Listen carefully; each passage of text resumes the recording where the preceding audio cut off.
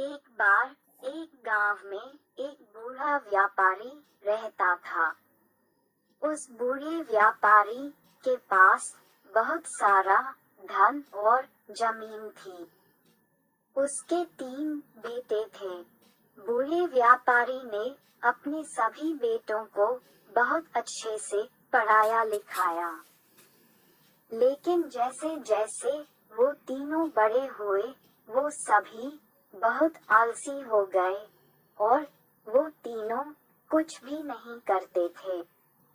बूढ़ा व्यापारी अपने बेटों को बहुत समझाने की कोशिश करता है, लेकिन वो कहते कि आपने जो भी कमाया है वो सब हमारा ही तो है।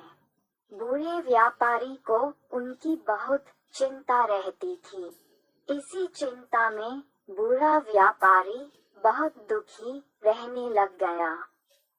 उसने यह बात अपनी पत्नी को भी बताई। उसकी पत्नी एक बहुत शांत और समझदार औरत थी। उसने बूढ़े व्यापारी को एक प्लान बताया। बूढ़े व्यापारी को वो प्लान बहुत पसंद आया और वह उस रात आराम से सोया। अगली सुबह बूढ़े व्यापारी ने अपने तीनों बेटों को अपने पास बुलाया और उनको बताया कि वो अपना सारा धन और जमीन उस बेटे को देगा जो अगले 1 साल में उसको सबसे ज्यादा पैसे कमाकर दिखाएगा। ये बात सुनकर उसके तीनों बेटे बहुत दुखी होते हैं। वो तीनों मिलकर बूढ़े व्यापारी को बहुत समझाने की कोशिश करते हैं, लेकिन बूढ़ा व्यापारी उनकी कोई बात नहीं सुनता। उन तीनों को लगता है अब कहीं उनके हाथ से सारा पैसा चला जाएगा।